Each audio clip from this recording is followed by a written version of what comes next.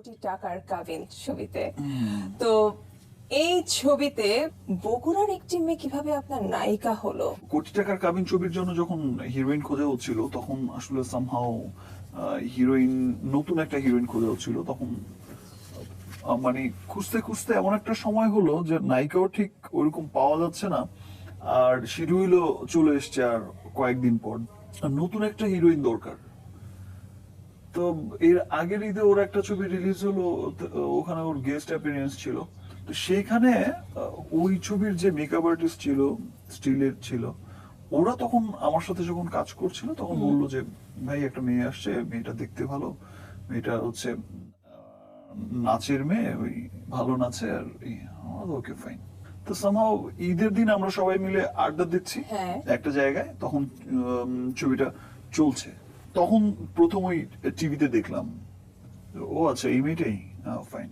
তখন আমি প্রথম হচ্ছে মানিক ভাই ছিল ডিরেক্টর, ওনাকে বললাম যে আমার একটা মেয়ে নাকি আছে, মেয়েটা তো ঢাকায় থাকে না, বগুড়ায় থাকিস, আর মেয়েটাকে দেখলাম টিভিতে, ভালোই লাগলো, তো দেখতে পারেন। তো তার একদিন দুদিন পর দেখলাম যে ওর সাথে কন্ট্রাক্ট হয়ে ইবলিসে আমি শুটিং করছি, তখন ওরা আসলো, তখনই প্রথম দেখা হলো। তখন তো ওরা কন্ট্রাক্ট হয়েই গেল। তারপর থেকেই হচ্ছে দুদিন পর শুটিং, একসাথে কাজ করলাম, তারপর এই যে কাজ করলাম কাজ, তো একটার পর একটা চলতে চলতে তো এই পর্যন্ত আসা। আচ্ছা, অপু বিশ্বাস, আপনার প্রথম ছবিতে আপনি নায়ক হিসেবে যাকে পেয়েছেন সেই শাকিব খান, এটা ছিল 88th ফিল্ম। হ্যাঁ, তো সেখানে আমি শুনেছি যে আপনি নাকি এত অভিজ্ঞ একজন নায়ককে জড়িয়ে ধরতে একটু তো শাকিব ভাইয়ের কাছে প্রশ্ন এবার, আপনি আরো অনেক নায়িকাদের সাথে কাজ করেছেন এবং তাদের সাথে বেশ কিছু সফল ছবি আমরা পেয়েছি, তো তারপরেও অপু বিশ্বাসের সাথে আপনার জুটি এত সফল, এত জনপ্রিয় কেন? কি রহস্য? অপু বিশ্বাসের মধ্যে এমন কি আছে? আমার তো জানা মতে কিছুই নেই।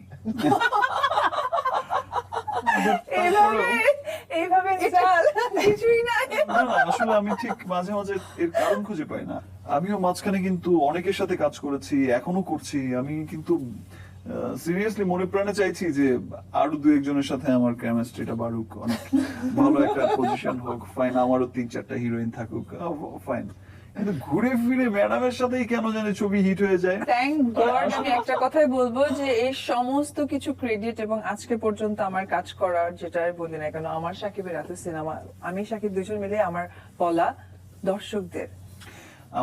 আমি কভরি ম্যাডাম আমাকে একটা কথা বলেছিল একদিন, এটা হয় বুঝেছো, একটা সময় যখন মানুষ পছন্দ করে না জুটি, তখন তোমার নির্মাতারাও অনেক মানে আস্থা রাখে বিষয়টা, যে না ফাইন, পরীক্ষিত আমার জুটি, আমি ফাইন, এদেরকে ভালো লাগে, দর্শক দেখতে পছন্দ করে, এদের প্রতি তখন ঝোঁকটা বেশি থাকে।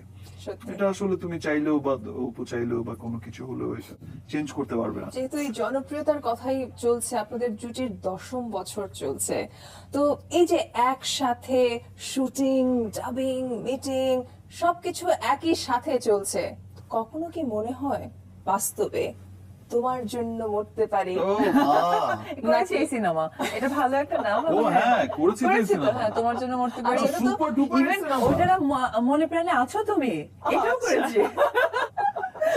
তো মানে একদমই না করে দিচ্ছেন বিষয়টি? একদম সুপার ডুপার ফ্লপ। সাকিবকে ডিরেক্টলি না করে দিল, শুনতে পেলাম। একটা তো একটা ফ্রেন্ডশিপ কাজ করে, ফাইন, সবকিছুর ঊর্ধ্বে ফ্রেন্ডশিপটাই ফাইন। অপু, আপনার জন্য একটা ক্লিপ রয়েছে, চলুন দেখে নেই। জয়া আহসান, অপু বিশ্বাসকে সফল অভিনেত্রী বলো তো, আর কিছু বিশ্লেষণ বলো। আচ্ছা, তাহলে আমি একটু রিফ্রেশ করি। জয়া আহসান, শাকিবের অপু বিশ্বাসকে। হায় আল্লাহ, আমায় জিজ্ঞেস করছে। আপনি একটু আগে যে কথাটি বললেন আমরা তো ওগুলো জানি, কিন্তু হয় না যে আমরা অনেক কিছু শুনতে পাচ্ছি, অনেকে অনেক কথা বলছেন এই ব্যাপারে, তো একটু শাকিব খানের কাছেই প্রশ্নটি দিয়ে দেই। হ্যাঁ, সেই শাকিব ভালো, খান, এটা আমি জিজ্ঞাসা করি। আপনি আমরা দুজন মিলে কি বলতে চান, কিভাবে তাকে পরিচয় করে দিতে চান আমাদের কাছে? অপু বিশ্বাস আমার ক্যারিয়ারের একটা বড় একটা অংশ। অনেক ছবিতে একসাথে কাজ করেছি, এখনো করছি, আর তাছাড়া we are very good friend. আচ্ছা, আমার বিশ্বাস যে আজ থেকে 20 বছর পরেও যদি কেউ জিজ্ঞেস করে যে অপু বিশ্বাস কে ছিলেন, তখন অপু বিশ্বাসকে জিজ্ঞেস করলো যেটা বলবে, আমাকে জিজ্ঞেস করলো আমি সেটাই বলবো। ইদানিং একটা প্রবলেম হচ্ছে, কি সেটা? সিরিয়াস কোনো আবার কারোর সাথে রিলেশনে যেতে চাইলে প্রথমেই জিজ্ঞেস করে যে ম্যাডাম কে, ম্যাডামকে মানে অপু বিশ্বাসকে। এই প্রশ্নটা আমার প্রথমেই কিন্তু বলতে হয় যে না আসলে দেখো আমার খুব ভালো ফ্রেন্ড, আমার we are very good friend, আমরা একসাথে ভালো কাজ করছি, সামনে আরো অনেকদিন হয়তো কাজ করবো একসাথে, নিশ্চয়ই। আরো 10 ইয়ার্স 20 ইয়ার্স, তখন ওপুরো বেবি টেবি হয়ে যাবে, আমারও হয়তো সংসার বেবি টেবি হয়ে যাবে, তখনও আমরা একসাথে কাজ করবো, সিনিয়র জুনিয়র যেই রোলেই হোক। আচ্ছা, তারপরে রিলেশন করাতে চাইলে তোমাকে প্রবলেম করে? হ্যাঁ, আরে বাবা ভীষণ দূর। আমার নাম্বারটা দিয়ে দিবা, বলো যে অপুর সঙ্গে ফার্স্টে কথা বলে না। আচ্ছা, এই সকল কথার পরে যে শেষে কথাটি হয়েছে, আপনি কি এই স্টেটমেন্টের সাথে এগ্রি করবেন যে আপনাদের দুজনের বিয়ে হওয়ার সম্ভাবনা একদমই নেই? হ্যাঁ, আরো আর কত, অনেক বিয়ে করে ফেলছে, আর না। আচ্ছা, শাকিব খান কিন্তু আসলেও আমাদেরকে তাই। কথা দিয়েছেন যে 2 বছর পরে আপনি বিয়ে করছেন। ও তাই নাকি? হ্যাঁ, ওখানেই আমাদের গত আয়োজনেই আমরা সেটা পেয়েছি। তো আপনি কবে বিয়ে করবেন অপু? আমি তো 5 থেকে 7 বছর পরে। একদম একদম। 5 থেকে 7 বছর। হ্যাঁ। তার মানে আপনার বিয়েটা খাওয়ার পরে উনি হ্যাঁ, বিয়েতে হ্যাঁ, হ্যাঁ। বসবেন, বিয়েতে আনন্দ করব, আমরা ডালা নিয়ে যাবো। 2 বছর পরে করবো, মানে এই বছরটা বাদ দিয়ে 2 বছর, ওটা ভাঙতি বছর। আচ্ছা, আপনাদের পর্দার সামনে যে কেমিস্ট্রিটা আমরা দেখি, যেটা আবিষ্কার করার চেষ্টায় ছিলাম, তার জন্য পর্দার পেছনের এই গল্পগুলো জানা আমাদের জরুরি ছিল। আপনাকে কেন্দ্র করে কেন কোনো চলচ্চিত্র নির্মিত হচ্ছে না?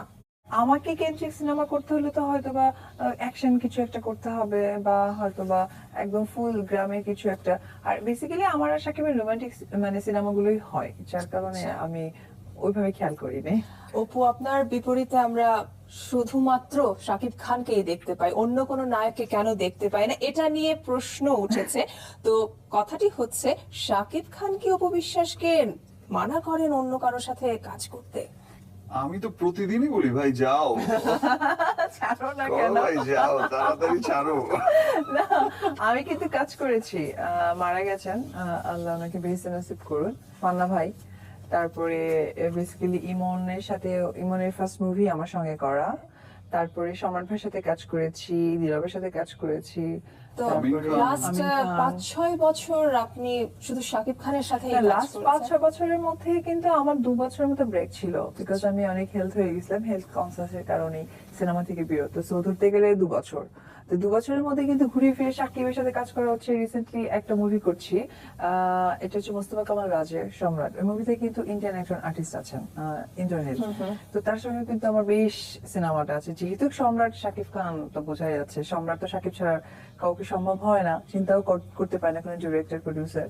তো হচ্ছে কিন্তু কাজ। তারপরে আবার নেক্সট একটা নতুন মুভি করবো, সেখানে অন্যান্য হিরো আছেন। তো বেসিক্যালি হিরোদের সাথে কিন্তু কাজ করা হচ্ছে। তো একেবারে যদি শাকিব খান না করতো, তাহলে তো তাদের সাথে আমি কাজ করতে পারতাম না। তো নিশ্চয়ই। এটা অ্যাকচুয়ালি ভুল ধারণা আর ভুল একটা গসিপিং, এটা রিউমার একটা শুধুমাত্র। আচ্ছা শাকিব, আপনি ছাড়া অপু আর কার সাথে জুটি গড়লে মানাবে বলে মনে করেন? একটা তো